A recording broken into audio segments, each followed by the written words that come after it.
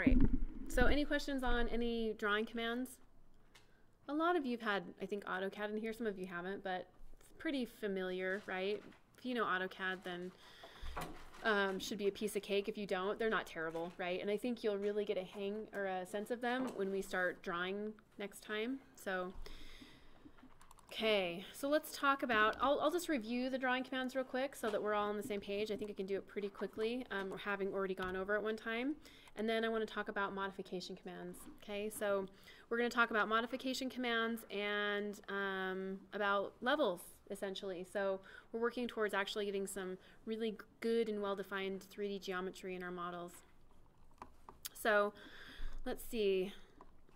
Okay, so the first thing, we'll just review our drawing commands, right? So I have to initiate a command to draw with, and in this case, that's going to be the wall command. Okay, so inherently within the wall command, when I click on it, it initiates. Revit gives me several options to draw with, right? So if I wanted to draw the walls of a building, I have the option to draw it with a line, a rectangle, polygons, circle, pick, arcs, right, or face. So I have to initiate the drawing command first, right? If I were to talk in terms of AutoCAD, that would be like initiating the line command and drawing a straight line, right? Or initiating the circle command and drawing a circle, something to that effect. So I initiated the wall command. I'm not going to worry too much about any of these settings here. We talked about these last time. But if I wanted to draw a straight wall, I'd click on line, click, move in the direction I want to go, click again, escape, escape, right? So that's drawing a straight linear wall segment with the line tool. Now I can initiate the wall command again by clicking on it, or I could type WA, wall, and if I use line again, right, I've got an object snap that pops up here, endpoint, move in the direction I want to go. I could click again, or I could type a dimension, right? I could make this line or this wall a specific length. So to remind you, in Revit, the default unit is the foot, which means that if I just type 17, enter, then I'm going to create a wall that is 17 feet long, not 17 inches, okay?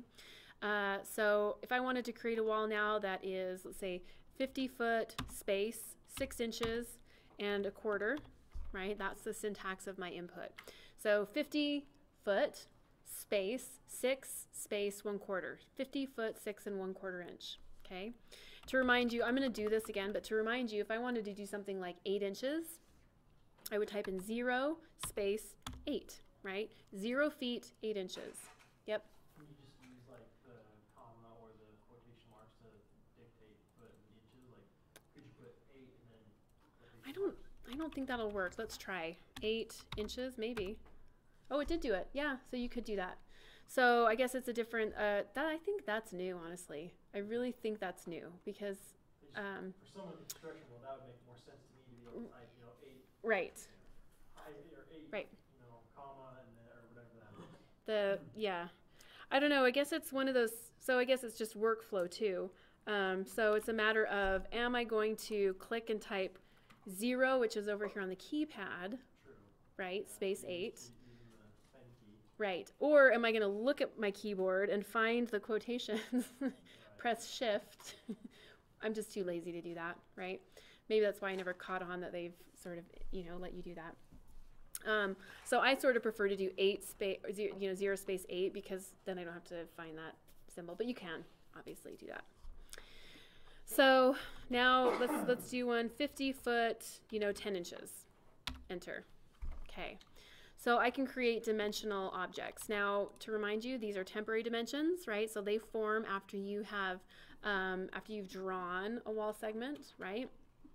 If I click on that, I am allowed to change it. So if I want it to be 55 foot 9 inches, enter, then that works. And I see that. If I want this temporary dimension to become permanent, I click on this little icon, click, and that dimension now is permanent. Okay. All right, so I'm going to type wall, WA, and I'm going to just generate a couple more walls here. Okay, so we'll make this one somewhat angled, click, and there we go. Looks pretty good. Now WA wall, let's say I want to draw a little garage back here. I can use the rectangle command to create my geometry for the garage. So I click on that, click, move in the direction I want to go, right? And I've said this before with Revit, and I'll say it a lot more just to remind you. Normally when I'm using Revit, it sounds kind of weird and inaccurate, but it's just kind of the way things work. I get most of my geometry in general the size I want it, and then I go back and I fine tune it, right? So I draw this rectangle and I'm like, well, I knew it was somewhere out there. I knew that I want to do a line here. I knew that was somewhere in the range of 30 by 20 feet. Maybe I don't get it exactly that right dimension the first time, but I get it where it needs to go and then I revise it, right? It's kind of the way Revit works. So now I have my rectangle and I want to scooch this wall in so that that dimension is a whole dimension.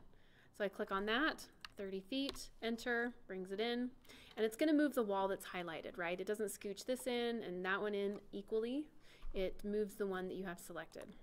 So I click on that one and now I can say maybe that's supposed to be 19 feet, right? And I make it the dimension it needs to be. Can you select 2 walls at a time to do that? No, nope. It doesn't allow you to change the dimension with 2. Yep. All right. Maybe I failed to mention this though. You can nudge if you need to. Also, sorry, I forget about that one sometimes. But I can use the nudge keys, so the arrow keys. If I select an object, I can click, or sorry, nudge. I'm just hitting my arrow key, and it moves an increment. Which this alone in AutoCAD would be amazing, right? Like, oh my gosh, I just wish I could nudge that over a tiny bit. So this is really great. So I can use the nudge, right, option to move things down, which is great. All right, so I have line and I have rectangle. I'm going to initiate wall command again, WA. And I'm not going to do the polygons, but let's create a little circle. Maybe we have a silo out here. And I can just click to dimensionally create my little silo out here, right? Or I could type a dimension. 6 foot, enter. There you go. So pretty easy. Wall again. I'm not going to go over the arcs, but I will use the pick. So if I wanted to create, for example, a wall that is a specific distance from another wall, and I want to make an identical copy, I could use a pick to generate that. So if I click on my pick and I come here to the offset option, I could type in something like 10 foot, enter. And now if I hover near one object and I click, right, I get an identical copy of that first object 10 feet from the original. Okay. I can do these individually, right, just like I'm doing here. Click, click, or I could wall command, use my pick, and give an offset of, let's say, 3 feet, enter. I could hover over an object. No, obviously it's going to offset to the outside. If I move in, it will offset to the inside. But if I tab, somehow I got stuck there. 3 foot, enter, okay. If I tabbed, something is, let's do that again. Escape, escape, wall, pick, 3 foot, enter. It's stuck there. What is going on?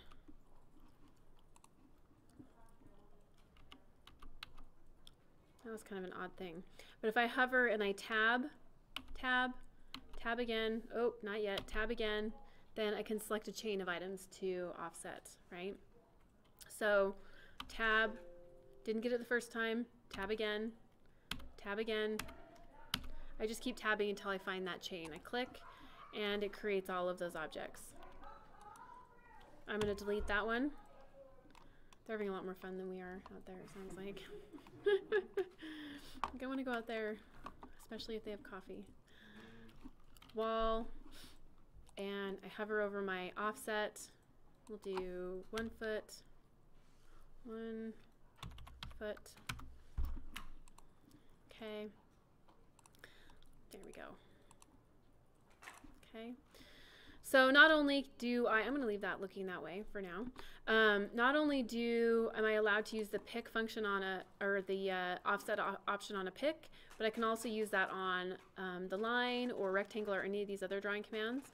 So if I click on line and I give it an offset of 5 foot, enter, I can click again, escape, click again, escape, and those objects are offset 5 feet. if I don't like the side it's drawing it on, spacebar. Spacebar flips objects in Revit. Okay. So those are our drawing commands in a nutshell, right? We'll be practicing those a little bit more next week once we have a few more tools under our belt. Let's talk about the modification commands though.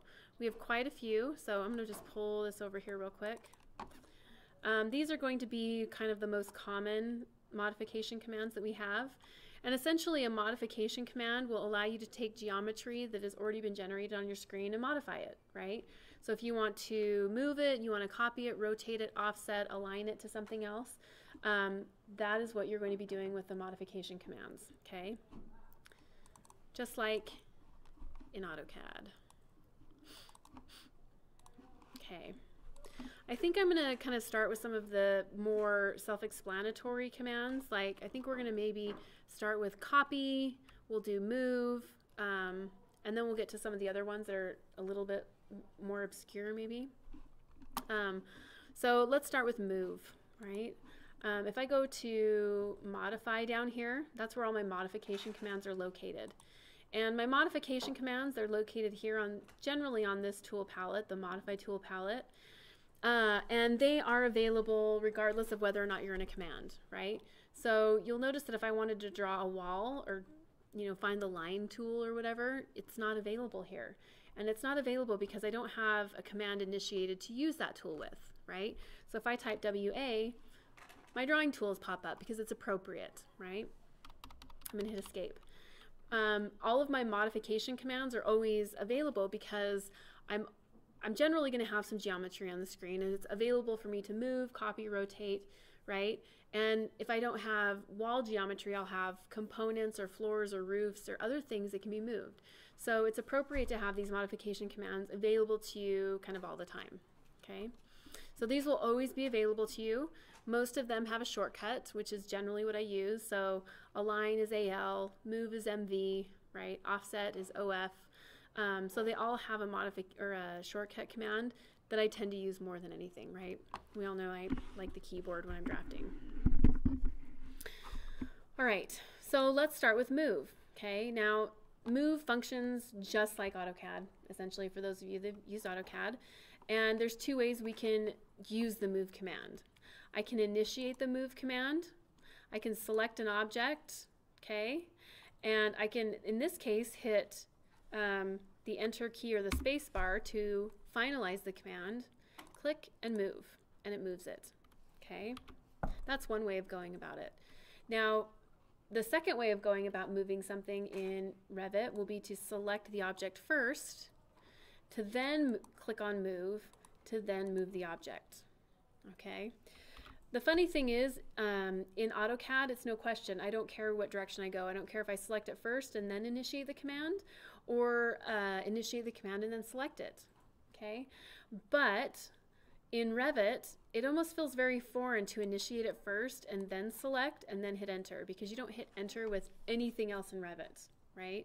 So I sort of feel like the workflow doesn't feel quite right. So most of the time when I'm initiating a modification command, you'll see me select the object first, okay? It's not right or wrong. Again, it's just kind of one of those workflow things.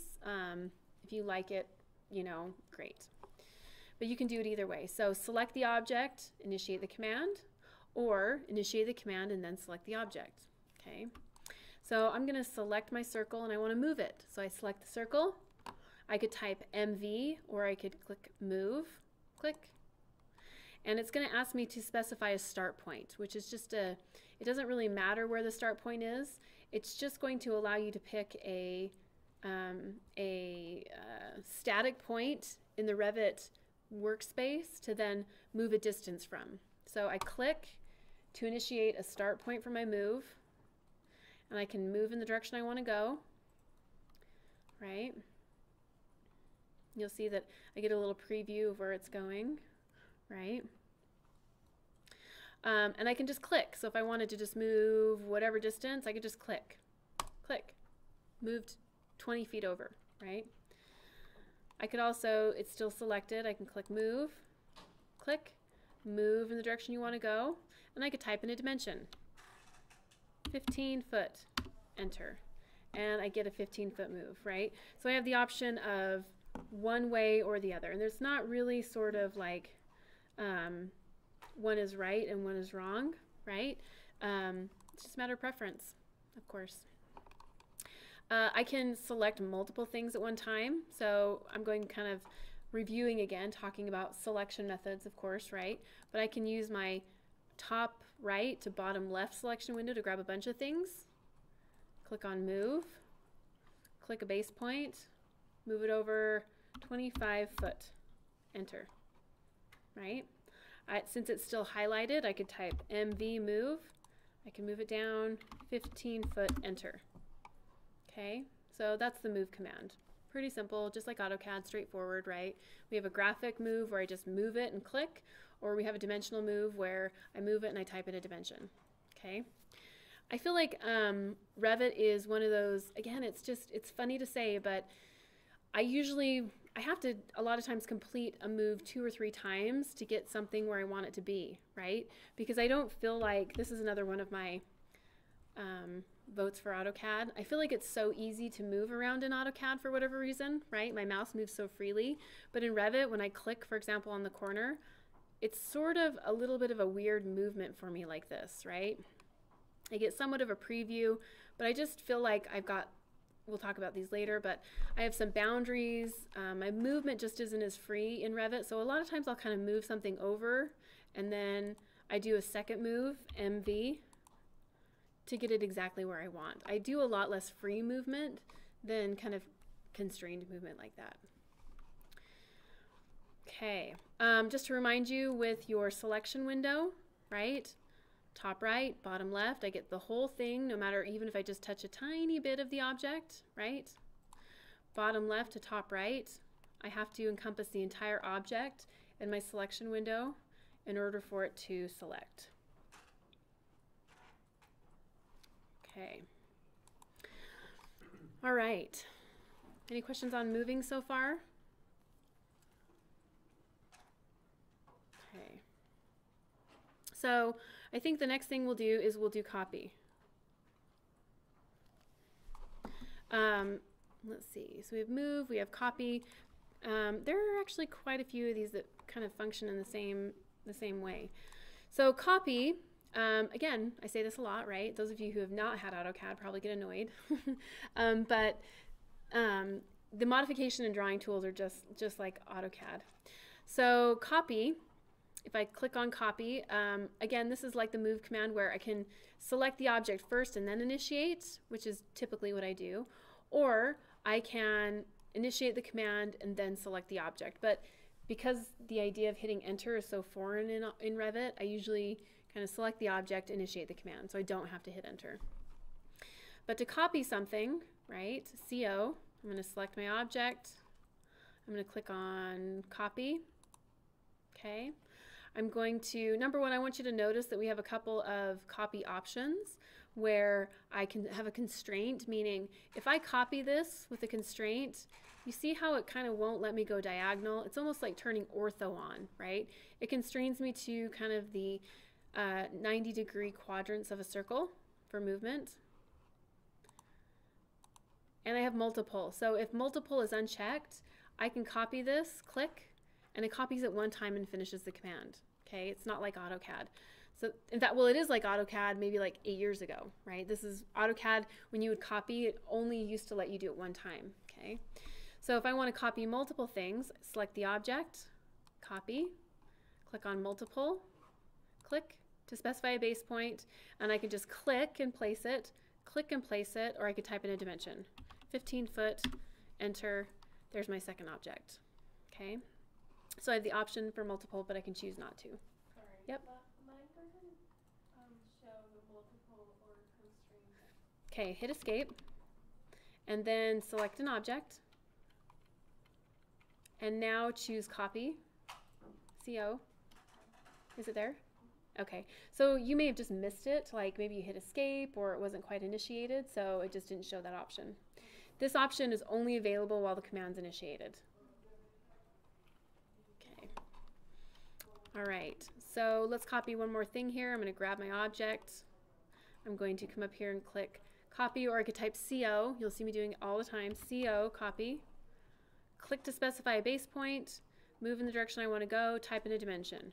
14 foot 9 inches. Enter. And I have multiple checked, so it's allowing me to now move in a direction I want to go. 50 foot, enter, and I copy that object, right?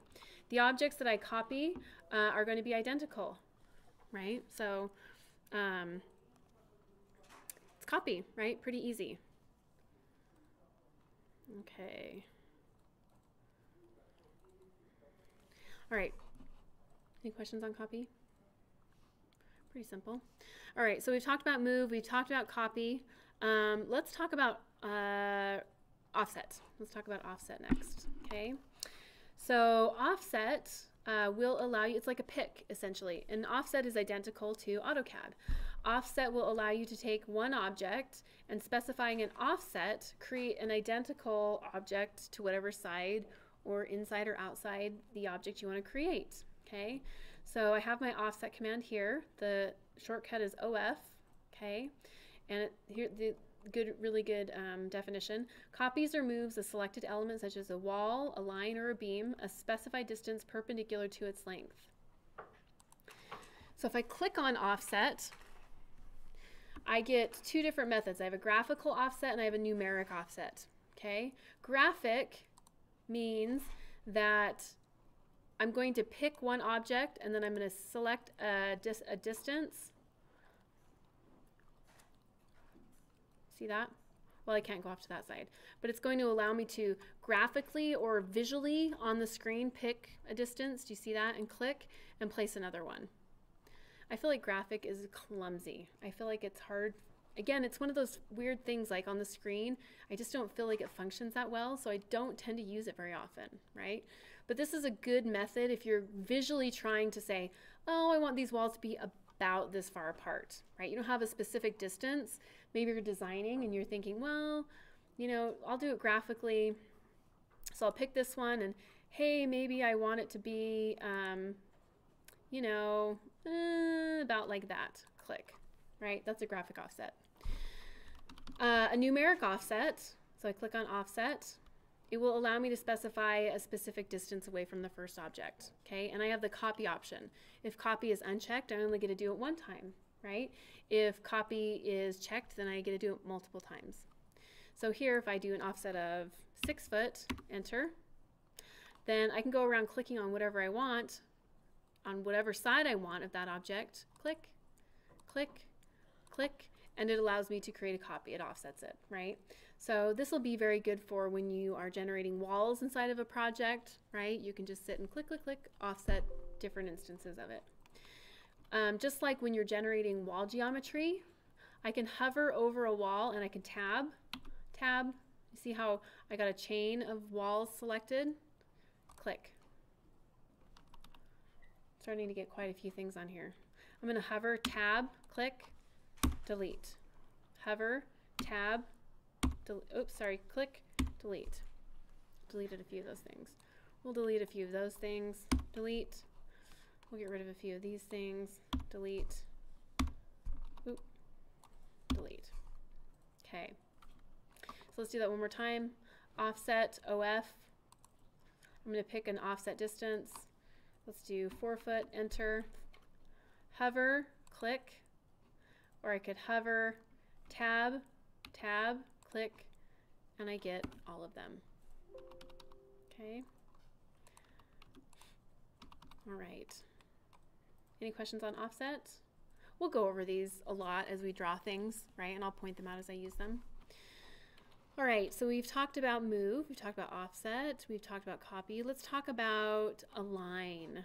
Okay, so I think new and improved, if we're talking about new and improved from AutoCAD to Revit, align and trim are two of the like new and improved, way better in Revit than in AutoCAD. Let me grab that little guy there. Did you see what I just did there? I had, let me undo that, Control Z. I had a wall kind of on top of a wall, and even though we're just demonstrating, it really bothered me. I don't like that kind of stuff, right? So I was like, oh, I want to pick that wall, but I obviously got it there, but it's not quite allowing me to get it, right? So I'm trying to do a pick select. and I can't quite capture the object I want to get. So I'm going to tab, tab, tab. You see how it highlighted that, and I click and I got it. Okay, tab is really, it's a selection method, but it allows you to cycle through things too, right? Just to give you a little help there. All right, so let's talk about, I did say align, right? Okay.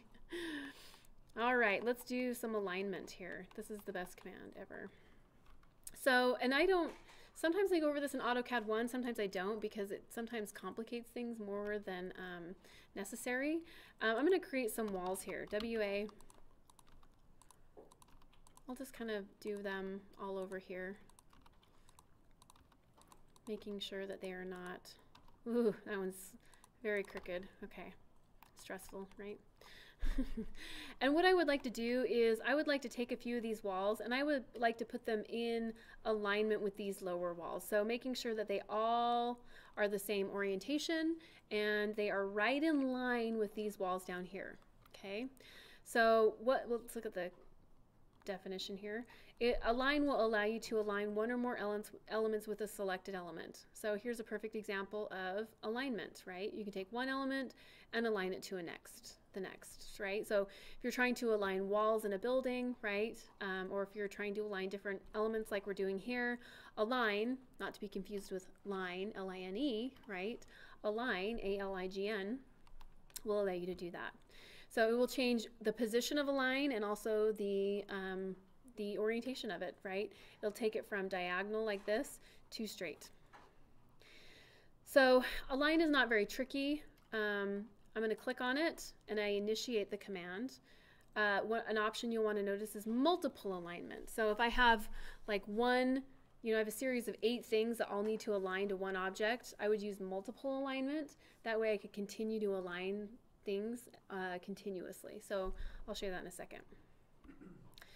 All right, so the way align works is it says please select line or point reference for alignment. Basically it's going to ask you where do you want your objects to be aligned to. Okay, so if we want our objects to be aligned to here, I'm going to click that line. Click. Okay, so that establishes where the point of alignment is. Second, please specify an entity to align with. So if I wanted to align the outside line of this wall, I would click. If I wanted to align the outside of that line, I would click. Or this line, I could hover on this side and align this edge of that wall with that line, or this edge of that wall with that line. Okay, so I'm going to choose this wall. I could also tab, and I could grab a midpoint of that line. Tab, tab, tab, tab, right? I'm grabbing different selections on it. So I'm just going to be simple and we'll pick this side. Click. Oh, it's so nice, right? Okay.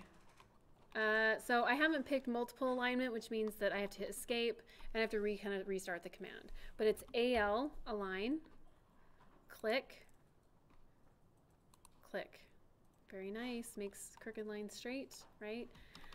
Not only can I line things up this way, but do you see how these lengths are irregular? Like this goes here, this goes to there, that goes to there. Align, AL. I could pick this bottom point, click. And I could pick that bottom point. Oh, look at that. Oh, AL, click. There we go, right? If I had clicked align, AL, and chosen multiple alignment, check, I could pick one point, click, and I could choose multiple things regardless of how far away they are and start aligning those to that object. Okay. I think that this right here is good. The little image that plays the video. See how it takes that wall and you want to move it out there and align it with the top one? I think that's a really good illustration of what this tool is generally used for, right? Aligning building elements. So I align, click, I choose my second element, click, and they align together. Okay. it's almost kind of a move tool at the same time, right? So it will move things.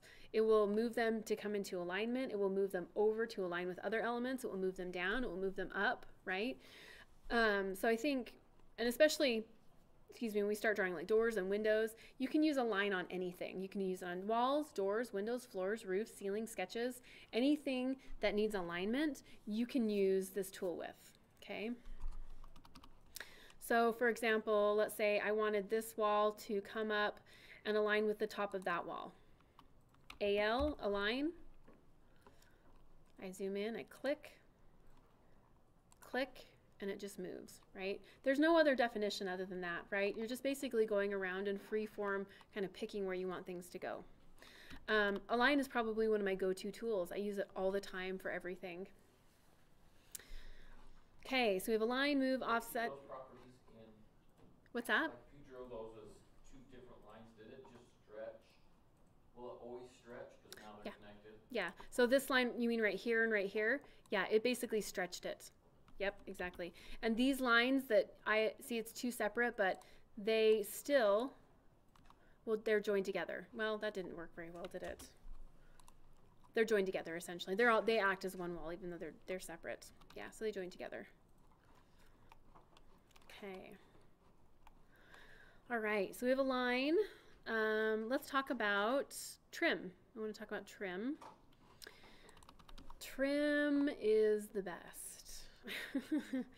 So in AutoCAD, right, trim and extend were used together to either take, let's just draw a little example over here. WA wall. So this is a perfect example of trimming or extending. If I wanted to take these two walls and extend them to become a 90-degree corner, I would extend them, right? Or I would fillet them. If I wanted to take something like this that sort of crossed one over the top of the other and make them look neat, I would trim them, right? So in AutoCAD, trim and extend are two very different commands, right? And we do have an extend command in Revit, but I maybe have used it once or twice. I never use it. I don't use extend because I have a line, right? And a line is essentially kind of an extension tool, so I prefer a line over extend. But we do have a trim command in Revit, and in Revit, the trim command is trim and extend in one command, essentially. So it does whatever you need it to do to generate a 90-degree corner. Okay, so if I had these two same lines, and I'm going to copy them, copy, move it out there, okay, but maybe these two sort of extended one past the other, right? The trim command, which is TR, right? Let me show you, let's see if we get a good little video here.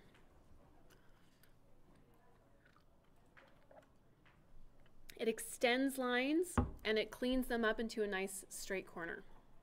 Okay, so it trims lines, but it extends and trims. So trim, TR, or this command right here, click. It says select the first line or wall to trim and extend. Here's my first wall, click. Here's my second wall, click, and it trims them. Here's my first wall, click. Here's my second wall, click. So on this one it extended, and on this one it trimmed, right? So really it will do both of those commands in one, okay? And it's continuous, so I type TR, and it just continues to trim until I tell it not to, right? So I can come over here and I can click, click, and it trims. It's just so easy to use, right? Oh, I have like a little visual illusion there, don't I? Click, click, click, click, click, click, and it's trimming everything. But I don't limit it to sort of these corners that need to be, you know, kind of straight. What if I wanted to take this and trim it with that? I could do that. What if I want to take this and trim it back with that? I could do that, right? So this tool is just extremely multifunctional, right? I can just go around and I can use it to just continue to generate trims all over the place, right? Trim, trim, looks good. Trying to look for some other things to trim, right? Oh, there's one. Click, click, there you go. Okay. I think really the only thing that will malfunction with this command for you will likely be that you go the wrong direction. So if I sort of want to trim, let's see if I can get a wrong direction one. Well, let's see. If I go, oh, it's not working. Well, you can go the wrong direction with it, and when you have done it, you'll know. Essentially, instead of trimming it, it will make a big gap. Like it'll trim the wrong way, right? Instead of if it wanted to go the other direction. So sometimes you can go the wrong direction on it, but you can hit undo, and it will undo itself. All right, let's see. So trim. I'm not really going to go over extend, I don't think, because I think a line kind of takes its place.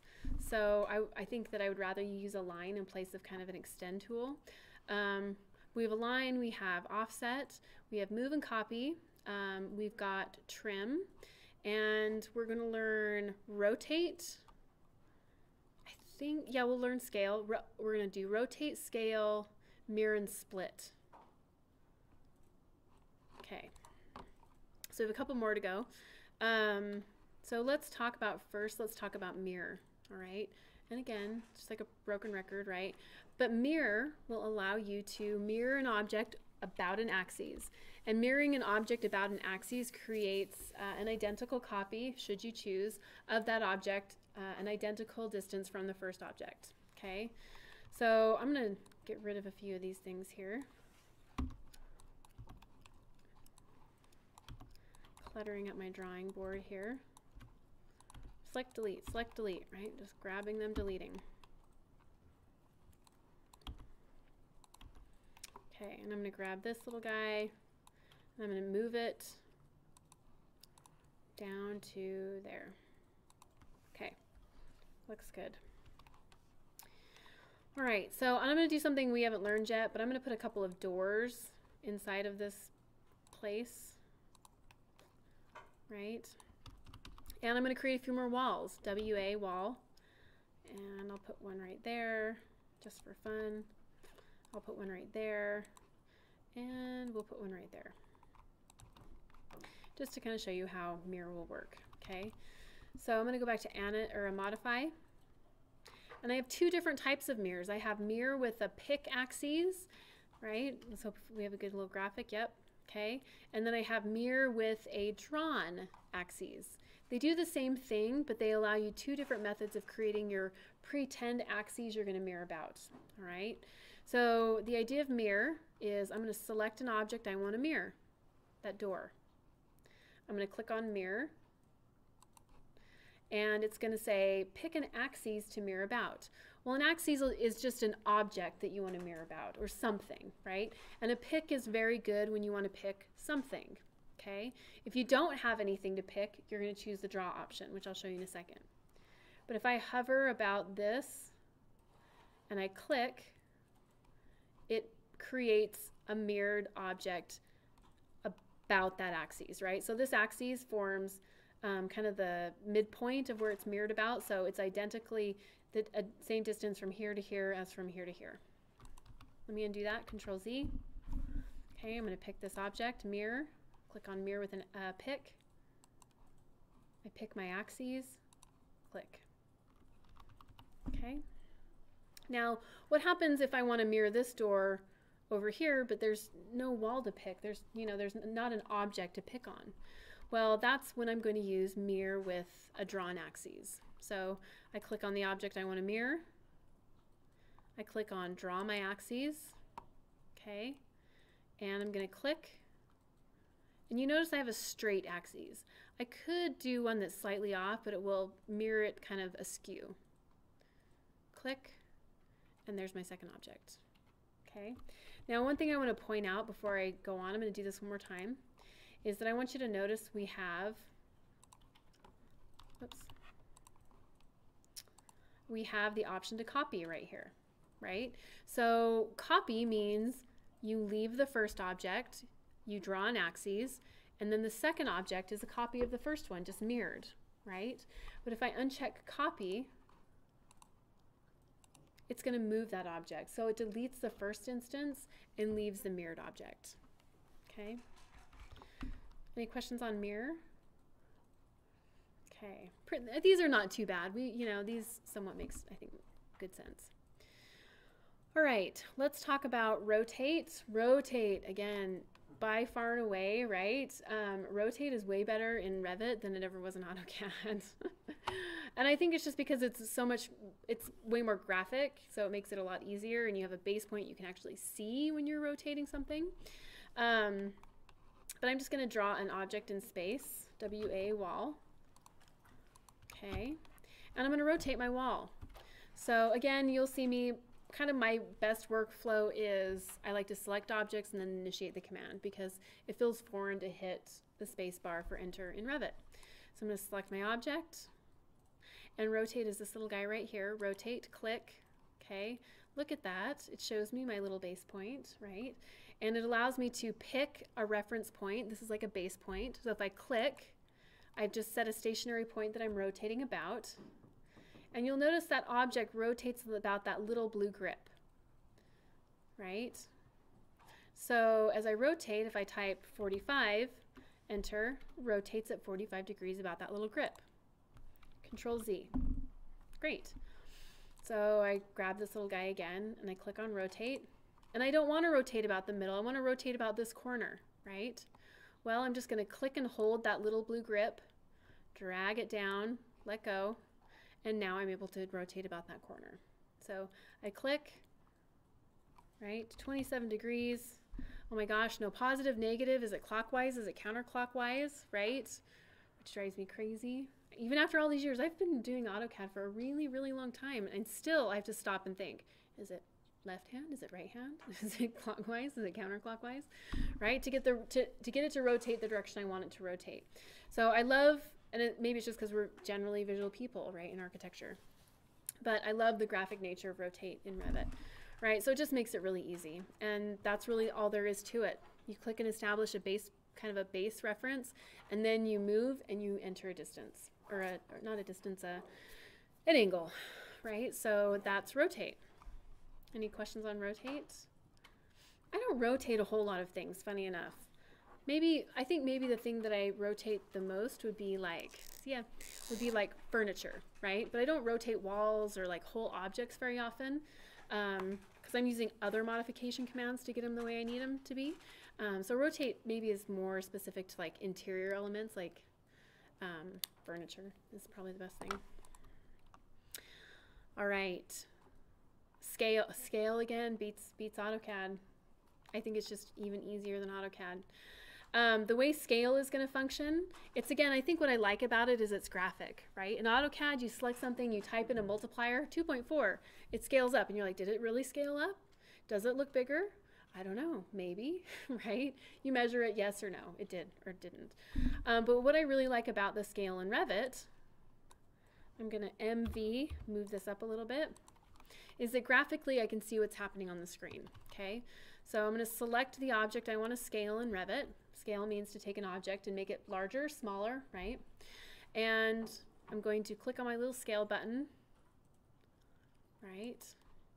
And I have a graphic scale or a numeric scale, okay? So I'm going to do graphic for now. Let me show you what it does first. With a graphic scale, Revit is going to ask me to basically measure the distance of the object originally. Okay, so I'm going to come down here. I'm going to click. I'm going to click again. I've got 20. This is to the endpoints. For whatever reason, why am I having a hard time snapping there? Anyway, let me just show you how it works. So I'm going to measure my 2 endpoints. Click, click.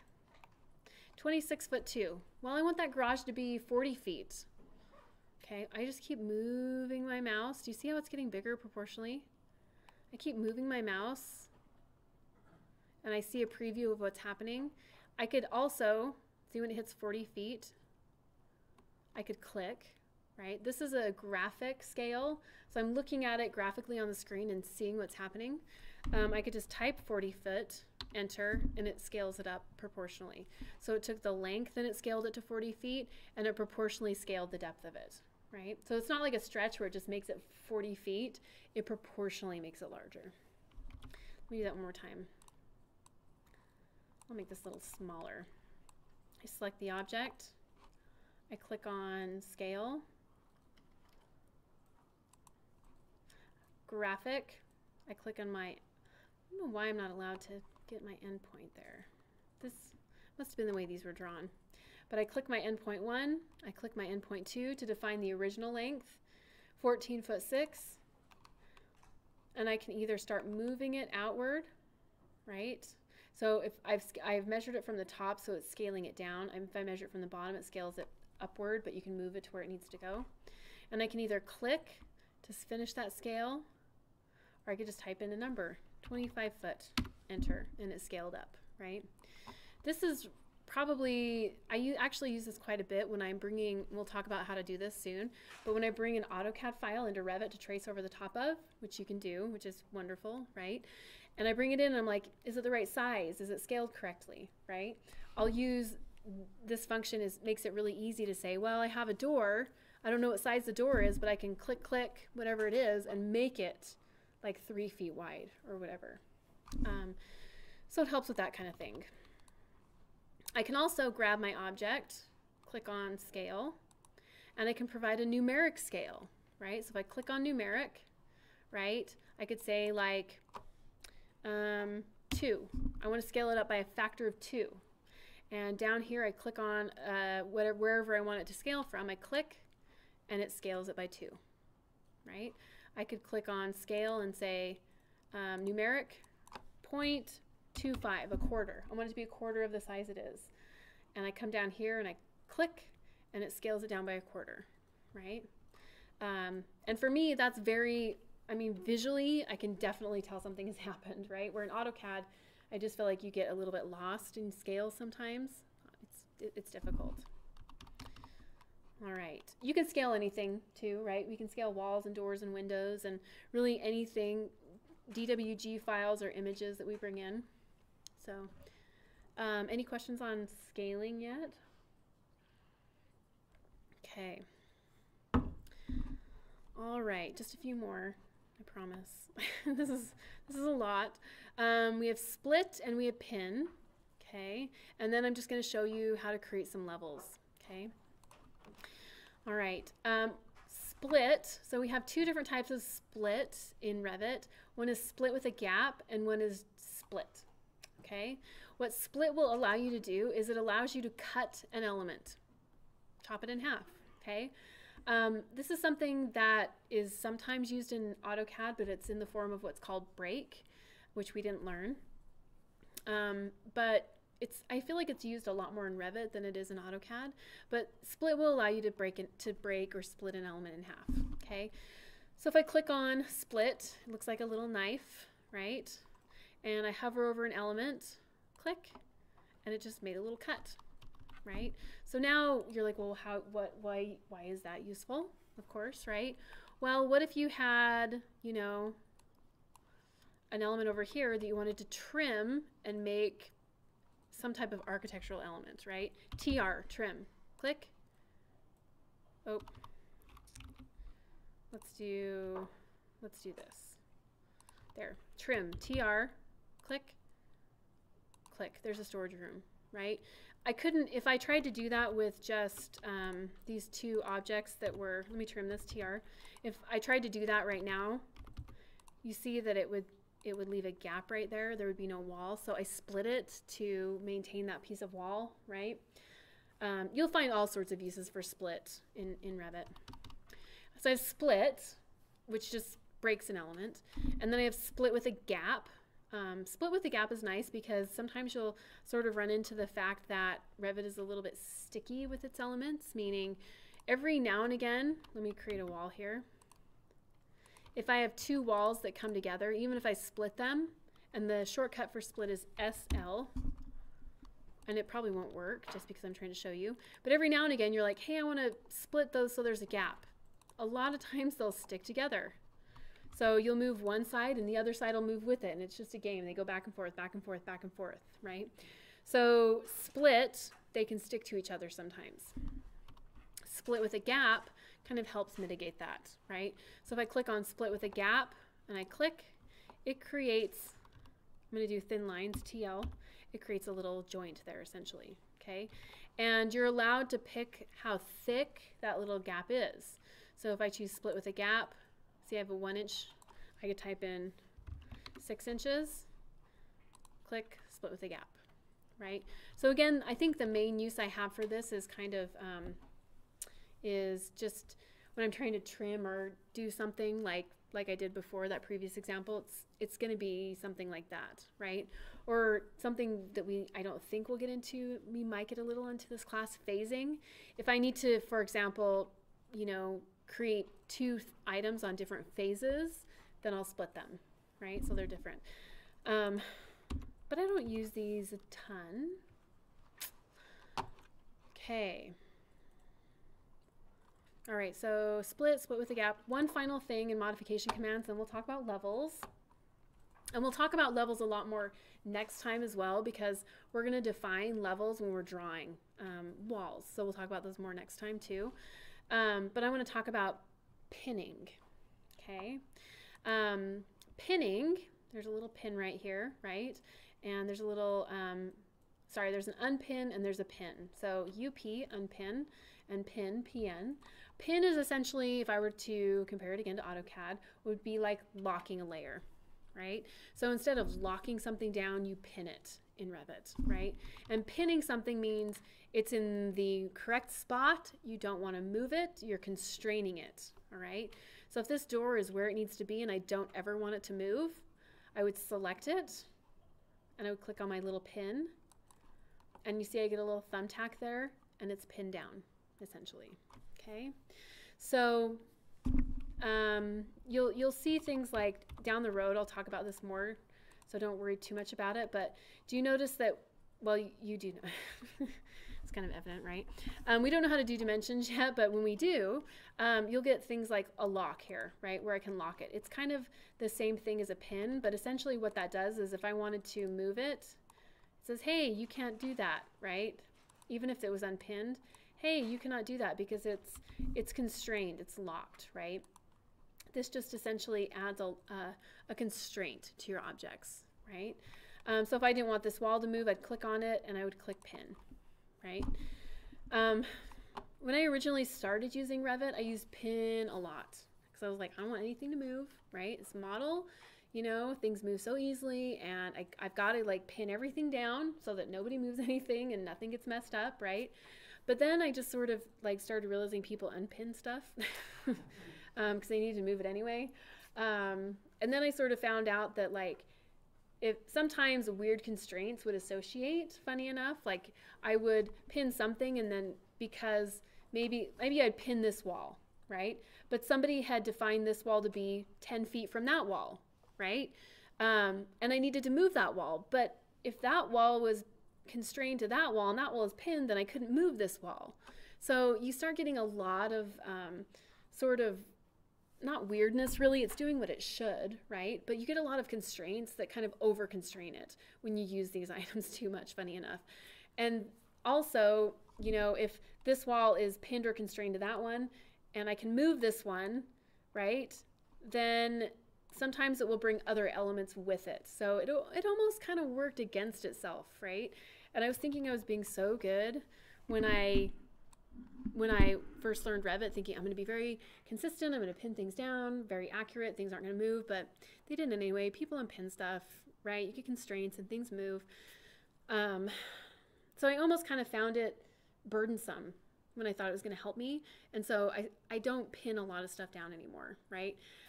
If I have a CAD file in Revit, I pin that down, right? So the CAD file doesn't somehow move. People generally know that's a good idea. If I have an extremely important element, maybe one thing I'll pin down, right? But other than that, I don't do it a whole lot, actually. Because this little guy pops up when somebody else in your team says, hey, I need to move that wall. This pops up and they're like, oh, well, I need to move the wall. I'm going to remove that constraint, right? That you so carefully pin down for a reason. Anyway. And it doesn't tell you who constrained it, right? So it's not like Shelley Bodley has constrained this wall. Would you like to gain permission from her first, right? No, it doesn't do that. You're like, nah, undo and just move it. Anyway. So there, it's good. It's ideally very nice, but in practice it doesn't maybe do what I want it to do. So All right. Okay. Final thing we're going to do tonight, and I'm not going to go over this a whole lot because I think we'll use it more next time because I want to define some very precise levels for you next time. But I'm going to introduce you to the idea of levels. Okay. And levels are actually an extremely important topic in Revit because they define the verticality of your model, right? So where is your basement floor slab at? Where is your main level floor at? Where is your second level floor at, right? And these are pretty important things when you're building a building, right? Your finished floors, big, big, big deal, right? So these levels will give a base constraint and a top constraint for walls. They'll set floor heights, right? But this essentially just really defines the verticality of your model, okay?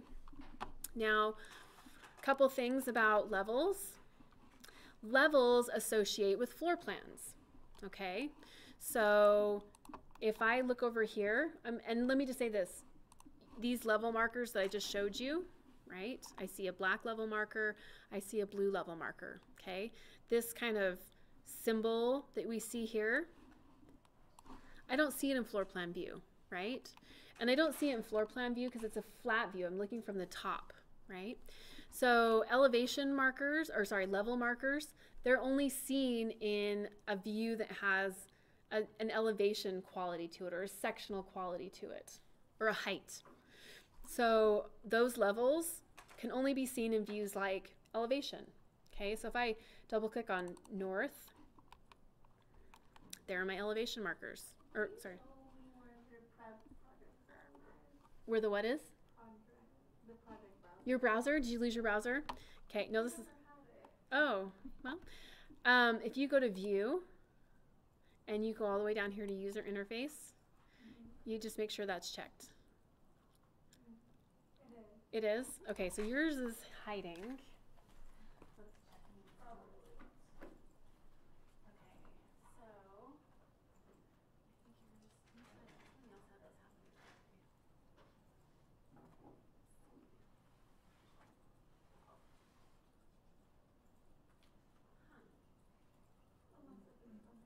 so oh, yeah, I was going to say it could be back there. Let's uncheck it. Let's recheck it. I'm going to undo your screen. See if it's hiding, I think, obviously somewhere. Okay, let me Oh, yeah. It's over there? Yeah. Okay. Yep. Okay. Oh, did you have one locked too over there? No? Okay.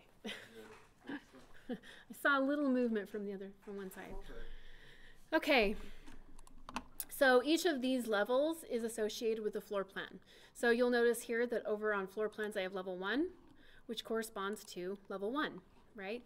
I have level 2, which corresponds to level 2, right? And each of those is a floor plan. Okay. So if I generate a new level, usually I generate a new floor plan. Okay, but that can get a little bit tricky, right? Because sometimes we need floor plans, but other times we just need a level to define an item, right? Very rarely do you need a bottom of footing plan, right? But in order to create the bottom of your footing or to create a footing, you need to have bottom of footing level here so that you can measure to that item, okay? Doesn't make a whole lot of sense right now, but it will soon. So you're going to notice that we have two types of levels, okay? We have our level that has a black marker with it, which indicates that there is a level, but it doesn't have a floor plan associated with it, okay? And I have these markers that are blue, boo, need to fix that, a boo marker, and that indicates, who found that other typo in here? Who is that? What's his name that sits back in the corner? He was the only other one that found my wonderful other typo. I'll wait till you guys find it. It was kind of bad. But my boo marker here indicates a level that has a floor plan associated with it. So if I create a black level, a black colored level, then I don't get a corresponding level over here in the browser. Okay. If I create one with a blue head here, then I get one over here in my project browser. Okay. All right. So let me show you how to generate these. And that's as far as we'll go tonight. I'll show you how to generate them. And then as we draw, it'll make more sense, kind of the ones we need to make blue with a floor plan or black with a level, or without a level associated. First thing though, before I even generate one, I want to click on one of these levels. And remember, you can only view these in like an elevation or sectional view, and you can only generate them in an elevation or sectional view. Okay, so if you're trying to generate one in a floor plan view, it won't work. But I want you to notice that if I hit escape, I click on the grid of this, you're going to notice we have a little bubble here at the end, a grip, where if I click and hold, I can move those in. Look how nice Revit is to us to know that we likely want level 1 to line up with that, right? All of our annotation lines up very nicely. Okay, so I can move those in a little closer to my building. You're also going to notice while this is selected, there's a check mark here. Click, and the little bubble head goes away. Click, it comes back. Yep. So at that 10-foot mark, is that the top of the, like, is that the top of the floor or the bottom of the ceiling? That's a good question, right? Yeah. It depends on how you create your levels. So in this case, I think it would likely be like top of plywood, right? But you also probably want to define bottom of structure. So you'll have kind of 2 levels almost for each floor. You'll have top of structure and bottom of structure. Yep, that's a good question. This is the tough part for like beginning designers, architects who have never worked in the field, right? They're like, why would you need bottom of structure, right? It's not a silly I mean, it's not, when you haven't worked, you just don't really know, Yeah, right? I can see how somebody who hasn't, Yeah. house or whatever, Right. But then when you start working, you're like, oh, okay, I know what, you know? So this is kind of the toughest part about Revit and being a new designer, is that you just don't maybe know all the pieces to include in your model, right? But the mistakes start compiling and it very quickly becomes evident, right? Anyway. Okay, so our little bubble head can turn on and it can turn off, right? And on the other end, same thing. Okay, so if you want, which we love to have our drawings very nice and uniform with all of our level bubbles on one side, right? You can turn them on and off depending on which side you want them to be on. You're also going to notice that we have a little elbow here. So if I click on that, my level marker bumps down, and I can click on this little grip and drag it down even more, drag it up even more. I can even level it back out. Okay, so if I have 2 levels that are very close to one another and the text is obscuring, then I can bump one down to kind of be out of the way of another. Okay, so these level heads graphically, right? I won't worry about that just yet, but graphically I can turn them on, I can turn them off, and I can, you know, kind of customize them to however I need them to be. Okay, to create a level in Revit is actually, it's really simple.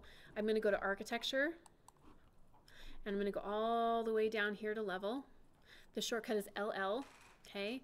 And again, I have to be in a view that is like an elevation or a section. I can't generate these in floor plan, okay? And I click on level, and it says, how would you like to draw them? I can pick, or I can draw a line, so whatever you want. And then it says, you know, you can also choose an offset, okay? You're also going to notice over here it says make plan view, all right? So if I have this checked and I create a level, then it will show up in my browser over here. If I uncheck that, then it won't. It'll draw a level for purposes of just kind of measuring, right, a datum level, but it won't actually have a floor plan associated with it, okay? So I'm going to check plan, make plan view. I'm not going to worry about offset just yet, because as you can see when, excuse me, when I get kind of close to a level, it sort of gives me a distance, okay? So I'm gonna draw this like I would a line. I'm gonna start over here on one edge, click, move in the direction I want to go, click again, escape, escape, and I've just created another level. Okay, so you're gonna notice over here on level 3, or in the browser I have level 3. Now this is again very much similar to a lot of things I do in Revit, right? It's at 14 feet, but I didn't really want it at 14 feet. I just got it close to what I wanted it to be, and now I need to revise it. So I'm going to click on that level, and you'll notice we have temporary dimensions pop up here, okay? So I could click on this temporary dimension and type 8, enter, and it moves up 8 feet from the level it was temporary dimensioning from, not from like level 1, okay? And you're also going to notice that these start to measure themselves, right? This is, again, this is one of my favorite things. I probably say this a lot, but this is one of my favorite things about Revit, because in AutoCAD, it was so hard to keep track of all your datums, right? Especially if you had a building that had different finished floors on different levels. When you're trying to keep track of those datums in AutoCAD, it was just a nightmare. It was a nightmare. They were never right, you know, because you're constantly moving things and never updating them. And this system, it just makes things so nice, and it's so easy. It keeps track of itself. But essentially, you're going to notice that from level 1 to 2, it's 10 feet. From 2 to 3, it's 18 feet. And that is 18 feet, right, from level 1. So these just kind of continuously, cumulatively get bigger. And they do it below grade 2. So if I were to go below level 1, it would start going in the negative, okay? Okay, what if I want this level to be a different height, but I don't really want to use this temporary dimension, right, to change it? I can just click on this 18. I can type 21, enter, and there we go. Okay, really nice.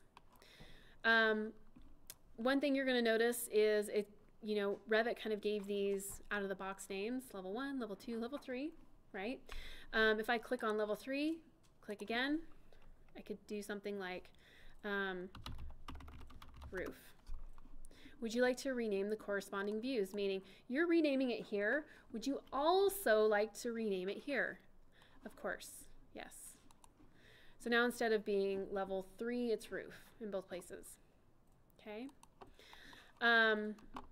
All right, so these are my levels. And when I draw my walls from now on, I'm going to click on a wall here. You notice that, and this is getting a little ahead of ourselves, but by default, my base constraint is level 1, so it starts at level 1.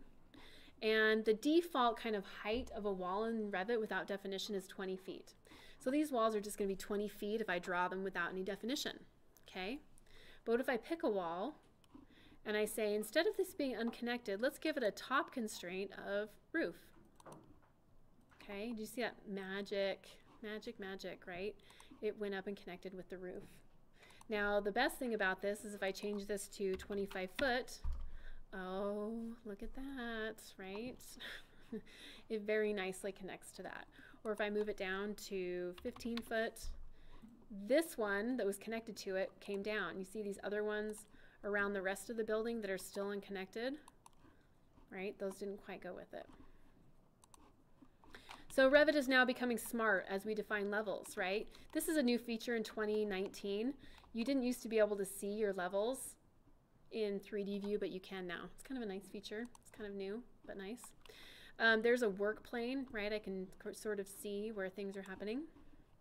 But now if I come and I hover and I tab and I pick all those outer walls, I can change it from top constraint undefined to roof, and they all go down to the roof now, right? Pretty nice. Close out of that 3D, right? So there are a few that didn't quite make it. But again, this is kind of the parametric nature of Revit, right? These walls now have an established relationship with that level because it's the top constraint. And so as I move that level up and down, those walls flex with it, okay? So that's going to be how you're going to generate a level. Now, you can copy levels. Like if I wanted to create a new level, I could copy this, but levels can get finicky when you start copying them. They don't sometimes function right, okay? So I tend to stay away from that. If I want a new level, I just generate a new one, right? It's just as easy. So I tend to do that. Levels, if you create one, you can delete them, of course. I could click on this and hit delete, okay? And it went away, right? The definition of all those walls kind of went back to default 20 feet, okay? But I was able to do that. One thing you're going to notice that's a little bit annoying is that now when I generate a new level, do you see how it says instead of like level 3, it says level 4, even though we deleted level 3. So they continue to sequentially number. Even if you delete one, it creates the next numeric value. Okay, so I can delete them, I can move them, I can rename them, I can create levels with or without a floor plan, which is kind of nice to be able to do. But levels, they are probably, I would say, when you're starting a new Revit model, especially when you're working professionally on a complicated project, levels are one of those things that you want to get right the first time, because although they do allow you to move elements with them, sometimes it gets a little bit complicated, right? The things that are connected to which level and different things. So you want to make sure that you get them right kind of the first time, or in the, you know, like in the general ballpark. Okay. All right. Any questions so far? Okay, yep. Yeah. What if you deleted by accident your north elevation? Oh, okay. So this one is gone? Yeah. Okay. So I wouldn't worry too much about it just yet, but essentially, so these little markers in your floor plan view, those are your elevation markers. Okay. So this is north, east, south, and west. And so if you happen to delete your north one, you can go to view, click on elevation, and you could put a new one in. And it doesn't call it north, but you can rename it to be north. That's essentially what you'd have to do. Yeah. Okay. All right. Well, that's what I have for tonight. So like I said, Canvas has been kind of crazy, so I don't have anything posted like our assignment yet, but I will have it posted tomorrow morning for you guys. And then next time, I would just plan on coming, and I'm going to spend the time just kind of drafting on the screen so you can see me using all the tools together to generate geometry. And I'll give you an assignment to actually draw some things, right? And then the next time we meet, we'll talk about walls and creating wall assemblies and really get into our project. Yes? Okay. That is it for tonight. I'm going to stop our movie.